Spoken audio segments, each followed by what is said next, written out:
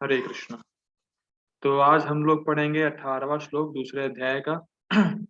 कल हम लोगों ने देखा था कि शरीर में चेतना कैसे व्याप्त रहती है और कैसे आत्मा अविनाशी है और जो चेतना है वो भी अविनाशी है। तो कल मुख्य ये देखा था हम लोगों ने।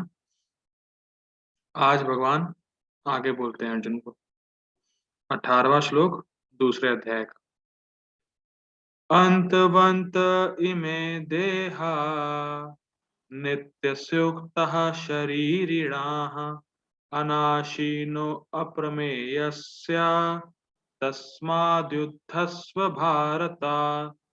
अंतवन्त इमे देहा नित्यस्योक्तः शरीरिणाः अनाशीनो अप्रमेयस्य तस्माद्युद्धस्व भारत। वर्ड टू वर्ड देखते हैं।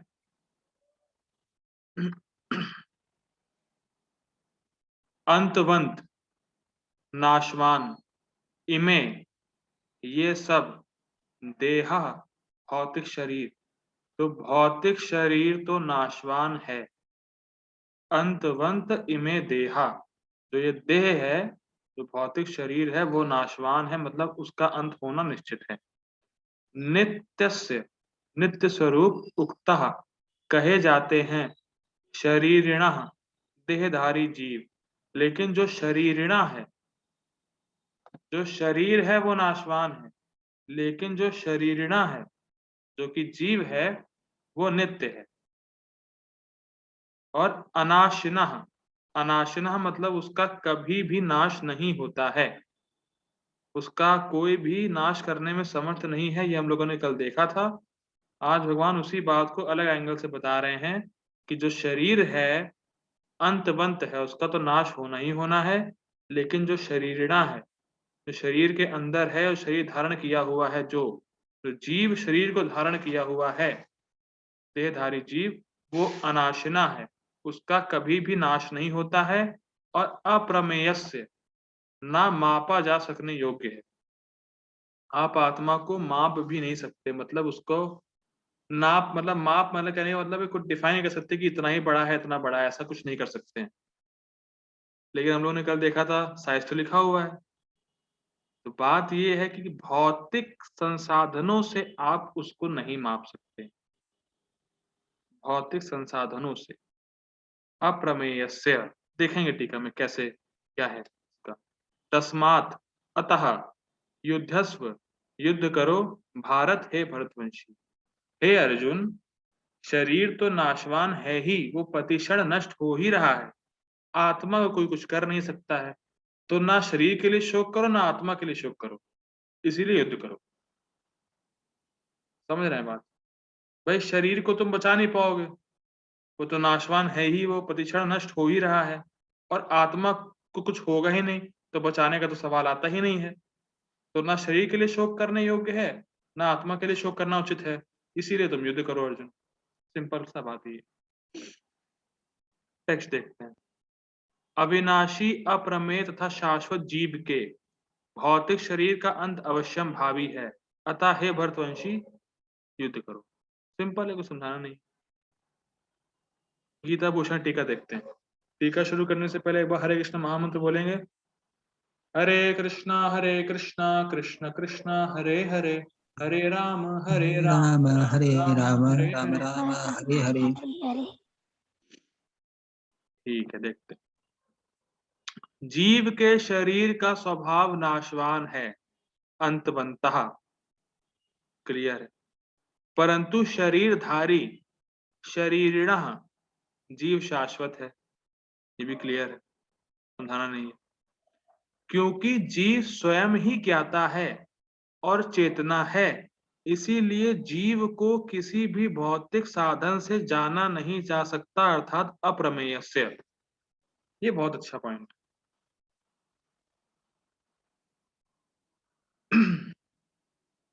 हरे कृष्ण प्रभु जी। हरे हरे कृष्ण प्रभु जी, हरे कृष्ण। प्रभु जी, हम आपको जानते नहीं जानते हैं? आप हमें जानते हैं जी?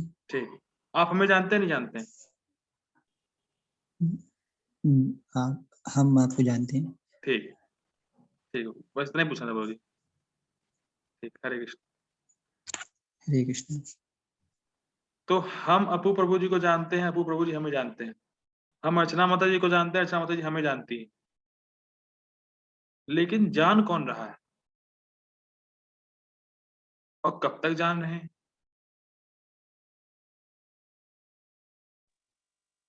शरीर जान रहा है। हरी बोल, हरी हरी बोल। खुश कर दिया माता जी आपने। शरीरिणा ही जान रहा है, करेक्ट। तो बात क्या है, जब जीव ही जानता है तो जीव को कौन जाने? समझ में आ रही है बात? जब जीव ही जान रहा है, जब जीव स्वयं ही ज्ञाता है, तो उसको कौन जाने? तो कहने का मतलब ये कि भौतिक वस्तु से या भौतिक संसाधन से आप जीव को नहीं जान सकते। जैसे मैं जान रहा हूं कि भाई 4 लोग 5 लोग क्लास करने आए हैं, आप लोग मुझे जान रहे हैं। मैं लैपटॉप को जान रहा हूं कि ये टेबल है, लैपटॉप है, सब है। क्या लैपटॉप मुझे जान रहा है? नहीं जान रहा है। नहीं। क्या मोबाइल जान रहा है मुझे कि भाई मैं तो इसी के हाथ में जाऊंगा, श्रेयांश के हाथ में जाऊंगा, किसी और के हाथ में नहीं जाऊंगा? ऐसा नहीं है। समझ रहे हैं बात? नहीं। ठीक, हरी बोल। तो वैसे ही बहुत सिंपल एग्जांपल है, जैसे मैं इस चश्मे से देख पा रहा हूं आप लोग, और मैं चश्मे को उल्टा कर दूं, तो क्या चश्मा मुझे देख रहा है? नहीं देख रहा है। नहीं। लेकिन मैं चश्मे से देख रहा हूं। समझ में आ रहा है ना पॉइंट? तो वैसे ही अप्रमेय से मतलब कि जीव को कोई नहीं जान सकता भौतिक संसाधनों से। मैं बार बार भौतिक संसाधन बोल रहा हूँ।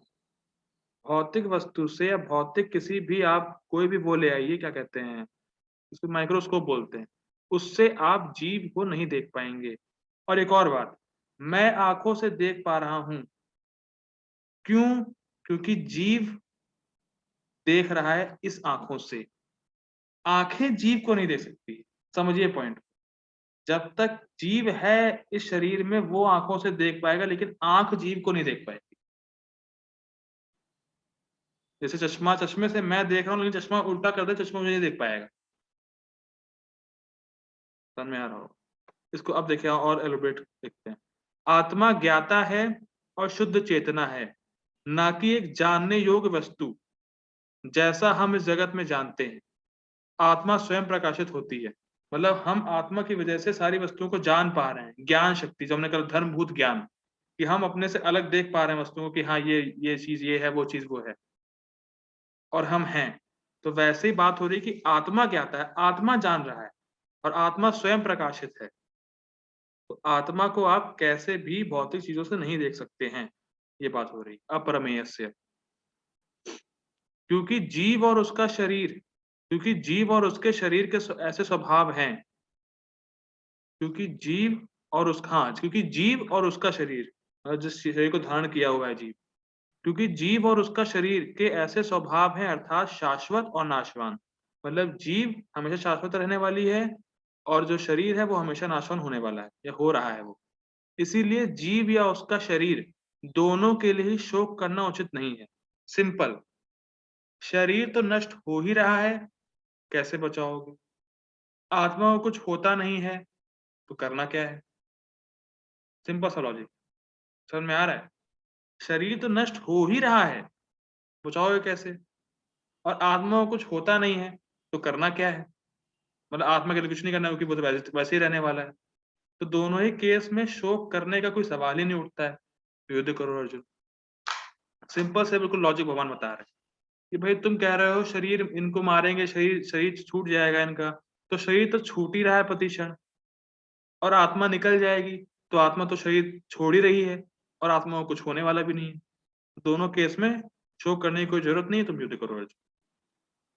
ये बात है। जीव का शरीर भगवान के द्वारा प्रदत्त होता है, ताकि जीव भोग या मुक्ति के लिए प्रयास कर सके, और दोनों ही धर्म के संपादन से प्राप्त होते हैं। हे अर्जुन, ऐहिक सुख, ऐहिक भोग और मुक्ति भी धर्म से ही प्राप्त होते हैं, इसीलिए युद्ध करो। देखिए थोड़ा समझने वाला है। जीव को भगवान ने शरीर क्यों दिया? क्यों इसलिए दिया कि जीव को इस भौतिक जगत में भोग करने की इच्छा है और जीव स्वयं में भोग नहीं कर सकता है भौतिक वस्तुओं का।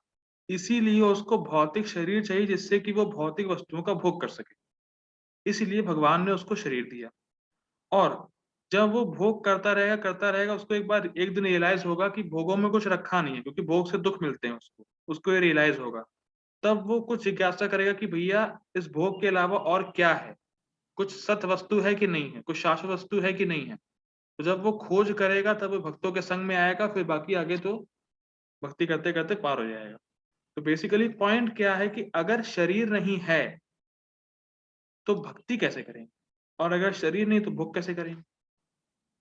भाई मान लीजिए शरीर नहीं होता तो हम लोग भक्ति कैसे कर रहे होते? नाम जप कैसे कैसे कर रहे होते? तो भगवान ने जीव को शरीर दिया है भोग के लिए और योग के लिए। समझ रहे हैं पॉइंट? तो ये शरीर भी इम्पोर्टेंट है, ऐसा नहीं कह रहे कि देखिए शरीर ही सिर्फ़ इम्पोर्टेंट है, ये गलत है। लेकिन शरीर भी इम्पोर्टेंट है, क्योंकि शरीर से ही हम कुछ क्रिया कर पा रहे हैं और भक्ति भी हम शरीर से ही कर पा रहे हैं। इस ये अभी प्रभुपाद जी पर्पस समझाएँगे प्रभुपाद जी पर्पस समझाएँगे अभी। तो बेसिकली बात क्या है कि अगर हमें कुछ सेल्फ ग्रेटिफिकेशन भी करना है, भोग भी करना है, तो धर्म का पालन करना पड़ेगा और जब धर्म करेंगे तो अर्थ आएगा और अर्थ से फिर काम मतलब सेल्फ ग्रेटिफिकेशन हो पाएगा। तो इन द केस ऑफ भोग, धर्म करना पड़ेगा कुछ ना कुछ और अगर मुक्त भी होना है, तो कुछ ना कुछ धर्म करने पड़ेंगे। समझ में आ रहा है? भई हम लोग भक्ति भी कर रहे हैं, तो ये हम लोग को शास्त्रों से तो पता चला ना कि भई नाम जप करना है, भगवान को भोग लगाना है, तो ये भी धर्म है। ये भागवत धर्म है, भक्ति वाला धर्म है, भक्ति का प्रोसेस है ये। तो धर्म भी हम लोगों ने ये शरीर से ही किया है और इस शरीर को भक्ति में लगा-लगा के ही हमारी मुक्ति होगी। तो बेसिकली शरीर को भक्ति में लगा के शरीर से छूटेंगे और और शरीर से ही भोग कर पाएँगे और इन दोनों ही केसेस में धर्म पालन करना पड़ेगा। तो इसीलिए भगवान कह रहा है भैया तुम धर्म का पालन करो क्योंकि अगर तुम धर्म का पालन करोगे, तुम स्वर्ग जाओगे भोग करने के लिए, तुम्हें मिलेगा और अगर स्वर्ग नहीं चाहिए, तो तुम निष्काम कर्म योग करो, तो तुम बंधनों से मुक्त होगे। ये फिलहाल आगे आएगा। तो बेसिकली भगवान कहना चाह रहे हैं कि तुम धर्म करो क्योंकि धर्म करोगे, तभी तुम भोग भी कर पाओगे और अगर तुम्हें मुक्ति भी चाहिए, अगर तुम आत्मशास्त्र पे जाना भी चाहते हो, जैसे हम लोगों ने देखा था, अगर तुम्हें ऊपर भी उठना है, तो भी धर्म करना पड़ेगा और इसीलिए तुम्हें शरीर मिला है, कि तुम धर्म कर पाओ, या तो भोग के लिए या तो फिर मुक्त होने के लिए। तो इसीलिए तुम अर्जुन युद्ध करो और जो तुम शोक कर रहे हो, वो उचित है नहीं, क्योंकि शरीर को तुम बचा नहीं पाओगे और आत्मा को कुछ होता नहीं है। तो शोक काहे कर रहे हो? और धर्म करोगे तो उसका लाभ है या तो तुम्हें भोग भी मिलेगा साथ में और मुक्ति भी मिलेगी तुम्हें। तो धर्म करने से फ़ायदा है। तो बेसिकली ये पॉइंट है। पढ़ते हैं परपुट। भौतिक शरीर स्वभाव से नाशवान है। समझाना नहीं है कुछ। यह तत्क्षण नष्ट हो जाता है और 100 वर्ष बाद भी। ये कितनी अच्छी लाइन लिखी है। हम लोग कितनी प्लानिंग करते हैं कि देखो मैं ये करूँगा, फिर उसके बाद ये करूँगा, ये कैसे कमाऊँगा, ऐसा करूँगा, वैसा करूँगा, इस जगत में महान बनूँगा। लेकिन कब आप शरीर छोड़ दें कोई गारंटी नहीं। तत्क्षण मतलब अभी मैं आपको क्लास दे रहा हूँ, गॉन। समझ में आ रहा है? तत्क्षण नष्ट हो जाता है और 100 वर्ष के बाद भी हो सकता है। तो कोई गारंटी नहीं है कि कब जाएगा। तो इसीलिए शरीर आपको मिला है योग करने के लिए, भगवान के पास जाने के लिए। तो अगर हमने उस लिए ये शरीर को नहीं लगाया, तो हमने बहुत बड़ा नुकसान किया है। जैसे शेयर मार्केट में लोग जो है इन्वेस्ट करते हैं और जब शेयर गिर जाते हैं तो रोते हैं, "अरे! मैं खत्म हो गया।" अरे भाई तुम खत्म कैसे हो? अगर तुम खत्म हो गए तो तुम बोल कैसे रहे हो कि तुम खत्म हो गए? समझ पा रहे हैं पॉइंट? मैं कहता अरे सब खत्म हो गया, मैं खत्म हो गया। अरे तुम खत्म हो गए तो तुम बोल कैसे पा रहे हो तुम खत्म हो गए? बड़ा ही जो है क्या बताएँ लोग इतने अज्ञान में है। तो वही बात है कि प्रभुपाद जी कह रहे हैं कि ये लाइन से प्रभुपाद जी इंडिकेट कर रहे हैं कि भैया जो शरीर मिला भक्ति के लिए मिला है, और जब तक ये शरीर है, कोई गारंटी नहीं शरीर कब तक है, जब तक ये शरीर है भक्ति करो और निकलो, क्योंकि ये संसार में कष्ट ही है। बहुत ही अच्छी प्रभुपाद जी ने लाइन लिखी है कि यह तत्क्षण नष्ट हो जाता है, मतलब पता भी नहीं चलेगा कब मृत्यु आई और गॉन, और हो सकता है कि काफी लंबे तक समय चले भी, कोई गारंटी नहीं है इसकी। यह केवल समय की बात है, कब किसका काल आ जाए उसकी बात है। इसे अनंत काल तक बनाए रखने की कोई संभावना नहीं है। लेकिन कोई ये कहे कि कभी मैं नहीं मरूंगा, ये पॉसिबल नहीं है कि मैं हमेशा भोग करता रहूं, ऐसा हो ही नहीं सकता है। आपको छोड़ना तो पड़ेगा शरीर, और छोड़ेंगे किस हालत में छोड़ेंगे, इट मैटर्स। अगर आप भक्ति करे हैं और अगर आखिरी में आपको कृष्ण की याद आ गई या कृष्ण को आपने स्मरण कर लिया तो आप भगवत धाम जाएंगे। अगर भोग के बारे में मेमोरी आई तो कुत्ता बिल्ली सुअर सब बनेंगे, और क्या। Choice is yours. कितना भगवान ने प्लानिंग करके दे रखा है। Choice is yours. तुम्हें ईस्ट में जाना है कि वेस्ट में जाना है, तुम डिसाइड करो। तुम जंक्शन पे खड़े हो, पापा जी लिखते हैं जगह कि this body is a junction, human human body. आपकी जो ह्यूमन बॉडी है वो जंक्शन है, आप या तो वेस्ट में जाइए या तो ईस्ट में जाइए। वो आपके ऊपर छोड़ दिया गया है कि कैसे आप कार्य करते हैं इस जन्म में। किंतु आत्मा इतना सूक्ष्म है कि इसे शत्रु देख भी नहीं सकता, तो मारना तो दूर है, मारना तो दूर रहा, लेकिन आत्मा जो है वो इतना सूक्ष्म है कि कोई उसको देख ही नहीं पा रहा है, तो कैसे मारेगा। मतलब अपरमेयस्थ की कर रहे हैं व्याख्या प्रभुपाद जी आप। जैसा कि पिछले श्लोक में कहा गया है, यह इतना सूक्ष्म है कि कोई इसके मापने की बात सोच भी नहीं सकता है। भाई हम अपने बाल की जो टिप है उसी को बड़े मुश्किल से देख पाते हैं, अब उसका 1/1000वां हिस्सा तो कल्पना ही नहीं है, उसको तो मापने की बात ही छोड़ दें। अच्छा, कौन ध्यान से, कौन मतलब ऐसा होता है कि कौन सुबह-सुबह तैयार होता है और बाल की टिप देखता है? कौन है यहाँ पे? कोई है ऐसा कि बाल की टिप देखे ध्यान से? अरे! बाल की टिप, ऐसा कोई है? नहीं नहीं बाबा जी। सोचिए, हम लोग बाल की टिप पे ध्यान नहीं देते हैं, तो जो उससे भी 10,000 मतलब डिवाइड कर दें उससे, उसके बारे में तो कौन सोचेगा? और वही शरीर चला रहा है, ये इंटरेस्टिंग बात। मतलब उसी से शरीर चल रहा है और उसके बारे में कोई सोच नहीं रहा है। तो ये बड़ा ही क्या कहते हैं इंटरेस्टिंग बात है। अतः दोनों ही दृष्टि से शोक का कोई कारण नहीं है। मतलब शरीर तो नाशवान है ही है, प्रतिक्षण नष्ट हो रहा है, कभी भी हो सकता है, आप उसको बचा के नहीं रख सकते हैं, और आत्मा इतनी सूक्ष्म है कि कोई देख ही नहीं पा रहा है, तो मानने की तो बात ही खत्म। तो दोनों ही केस में शोक करने का कारण नहीं है, क्योंकि जीव जिस रूप में है ना तो उसे मारा जा सकता है, ना ही शरीर को कुछ समय तक या स्थायी रूप से बचाया जा सकता है, जिसका जब समय आ गया तुरंत गॉन। ये कोई नहीं कह सकता है कि 1 सेकंड रुको। कितना भी बड़ा साइंटिस्ट हो, जब जिसकी मृत्यु आई उसको शरीर छोड़ना है उसी समय, 0.00001 मिलियन सेकंड पे छोड़ना है तो उसको उसी पे छोड़ना है। 1 माइक्रो सेकंड भी आगे नहीं बढ़ पाया। ये है कृष्ण की क्रिएशन, बिल्कुल परफेक्ट। जिसको जब छोड़ना वही जाएगा, उसी समय जाएगा वो। आप ये नहीं कह सकते कि 2 मिनट रुको, 1 मिनट रुको, 1 मिनट भी अलाउ नहीं। समझ रहे हैं? बहुत ही खतरनाक। और ये भी नहीं कि आप बचा सकते हैं किसी को कि आप बड़े एडवांसमेंट आपने कर लिया और अब कोई मरेगा नहीं, ऐसा हो ही नहीं सकता है, मरना सबको है। पूर्ण आत्मा के सूक्ष्म कण अपने कर्म के अनुसार ही यह शरीर धारण करते हैं। मतलब जो हमें शरीर दिया गया है इस समय, ये हमारे कर्मों के हिसाब से दिया गया है। अतः धार्मिक नियमों का पालन करना चाहिए। क्यों करना चाहिए? क्योंकि उससे भोग भी मिलेंगे और मुक्ति भी होगी। वेदांत सूत्र में जीव को प्रकाश बताया गया है, क्योंकि वह परम प्रकाश का अंश है। हम लोगों ने कल देखा था एक श्लोक प्रकाश आलोकवत, किसी को याद है? प्रकाश आलोकवत कल हम लोगों ने देखा था वेदांत सूत्र में कि आत्मा स्वयं प्रकाश के रूप में है। कल की टीका में था। उसका मतलब याद था लेकिन वो श्लोक नहीं याद है। हाँ, मतलब कल देखा था ना हम लोगों ने। हाँ भाभी। हाँ भाभी। हाँ, जिस प्रकार सूर्य का प्रकाश सारे ब्रह्मांड का पोषण करता है, उसी प्रकार आत्मा के प्रकाश से इस भौतिक देह का पोषण होता है।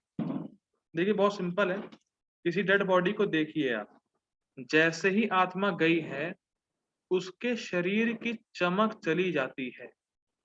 क्या ये अनुभव हो किसी को? जो चमक रहती है, चमक शरीर में आत्मा के रहने पर वो बिल्कुल गायब हो जाती है। किसी ने देखी डेड बॉडी क्या? कोई मरा नहीं घर देखिए में क्या? बाबू जी, नहीं, देखिए आप देखिए। आपने देखी और किसी ने देखी नहीं है? किसी का उत्तर ही नहीं आ रहा, सब लोग शोक में चले गए। शोक छोड़ना है।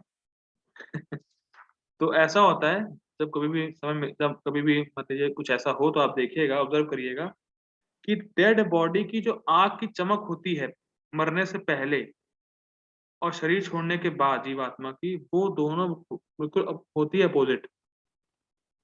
मतलब जब जीवात्मा शरीर में है तो आँखों में कुछ चमक रहती है, और जैसे ही जीवात्मा गई, शरीर की चमक और आँखों की चमक बिल्कुल जो है चली जाती है। तो जो आँखों की चमक आपके में अभी है वो सिर्फ़ जीवात्मा की वजह से ही है।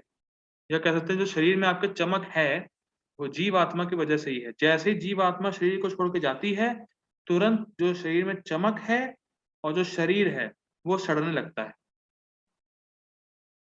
ये तो ऑब्ज़र्व किया होगा किसी ने। देखते हैं। जैसे ही आत्मा इस भौतिक शरीर से बाहर निकल जाता है, शरीर सड़ने लगता है।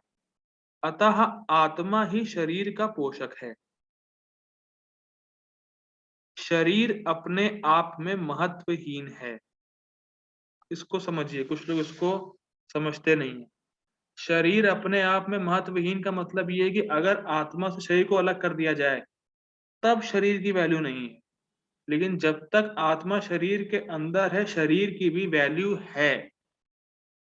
क्योंकि शरीर से ही आप भक्ति कर पा रहे हैं। तो डोंट निग्लेक्ट योर बॉडी। आप अपने शरीर की वजह से ही भक्ति कर पा रहे हैं, इसको ध्यान रखिए हमेशा। कुछ लोग ऐसा होते हैं कि भाई अब हम तो आत्मा है, शरीर नहीं है, तो शरीर जाए भाड़ में। ऐसा नहीं है। शरीर का अगर देखभाल नहीं रखेंगे तो आप भक्ति भी ठीक से नहीं कर पाएँगे। और लेकिन अगर आप भक्ति में भाव स्तर पे आ गए हैं, तो आप पूरा भूल जाते हैं कि मैं शरीर हूँ। शरीर के अंदर रहने के बावजूद भूल जाएँगे आप शरीर है। Quite amazing.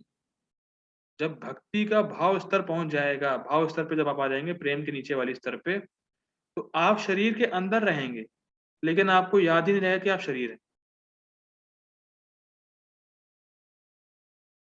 अच्छा, फॉर एग्ज़ाम्पल मान लीजिए आपने काफ़ी अच्छी ड्रेस पहनी और आप काम में इतना बिज़ी हो गए, वर्क में अपने, कि आप भूल ही गए कि आपने कौन से कलर की ड्रेस पहनी है। ऐसा होता है?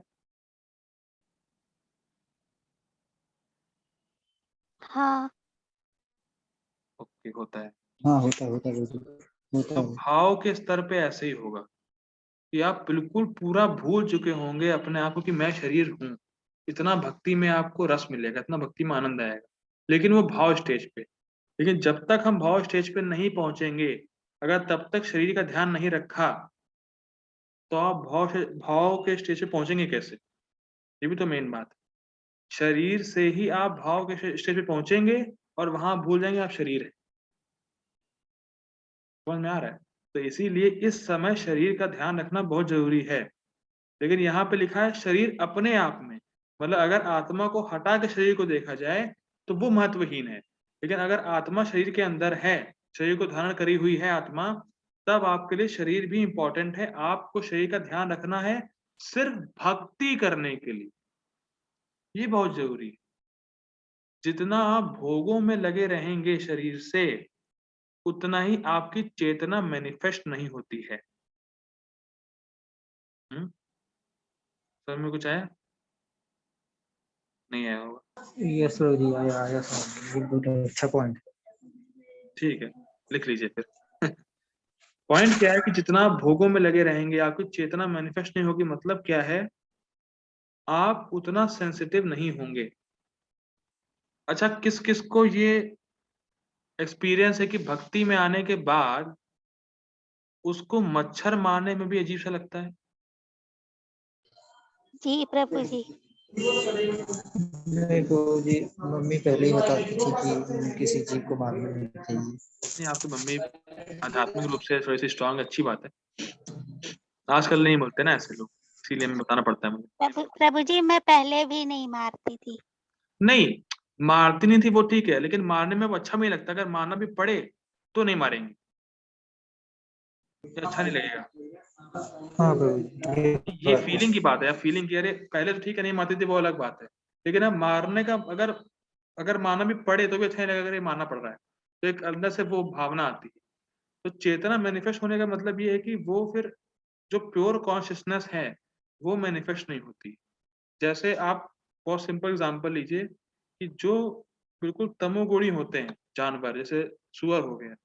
सुअर को आप अगर डंडा मारेंगे भी उसको फील नहीं होता है। या आप अगर आप गाय को थोड़ा सा मारेंगे डंडे से, उसको कुछ फील ही नहीं होता है। ज्यादा तेज मारेंगे तो फील होगा। तो उसकी चेतना मैनिफेस्ट नहीं होती है पूरे शरीर में।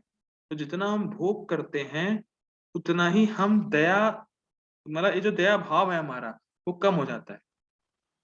दूसरों की भी दया नहीं आती है।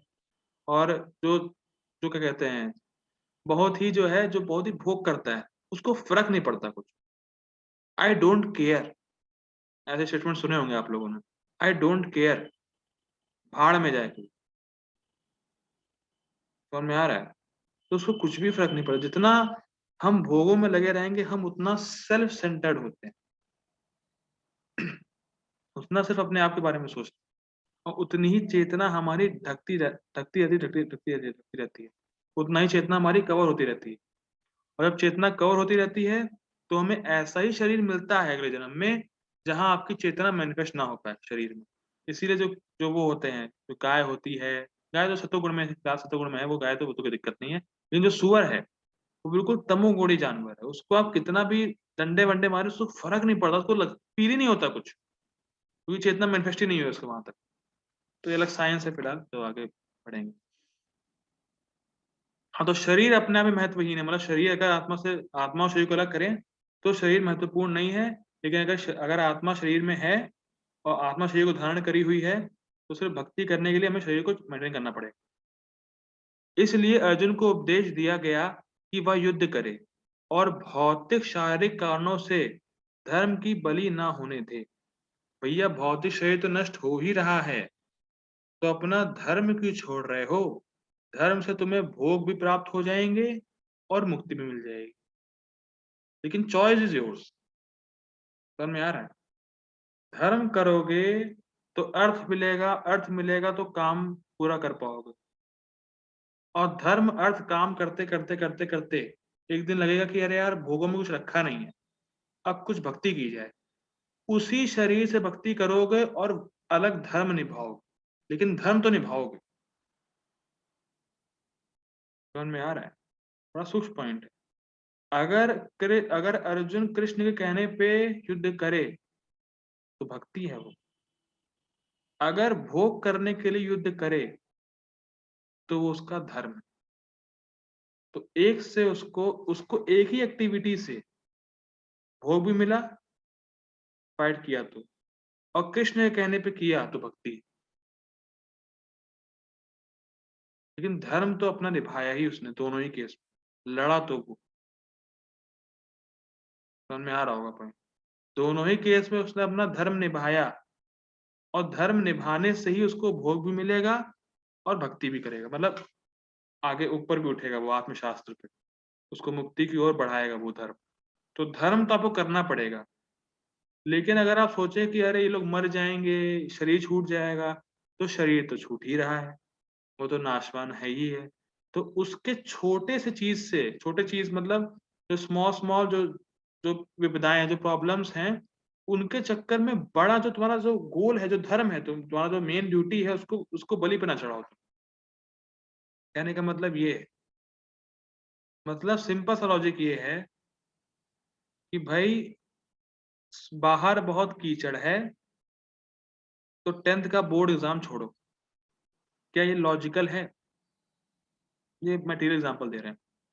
बाहर कीचड़ है बहुत, तो कौन जाए, या बाहर बहुत ठंड है, कौन जाए, 10th का बोर्ड छोड़ो यार, देखा जाएगा। ऐसा नहीं होता है, चाहे कुछ भी हो, बोर्ड का एग्जाम नहीं छोड़ता कोई भी फिलहाल। जो भी जिसने पढ़ा है वो तो नहीं छोड़ेगा फिलहाल, जो गधे हैं वही छोड़ते होंगे फिलहाल। तो पॉइंट क्या है कि भाई ये तो नष्ट हो ही रहा है शरीर, तो ये तो नेचुरल प्रोसेस है नष्ट होना, तो इसके चक्कर में तुम धर्म अपना निभाओ, क्योंकि धर्म करोगे तो भोग भी मिलेगा तुम्हें, और उसी धर्म से योग भी हो जाएगा तुम्हारा, दोनों ही केस है। तो इसीलिए धर्म करो और युद्ध करो। ठीक है, हम लोग रुकते हैं फिर आज। जगत गुरु शिल प्रभुपाद की जय। जय।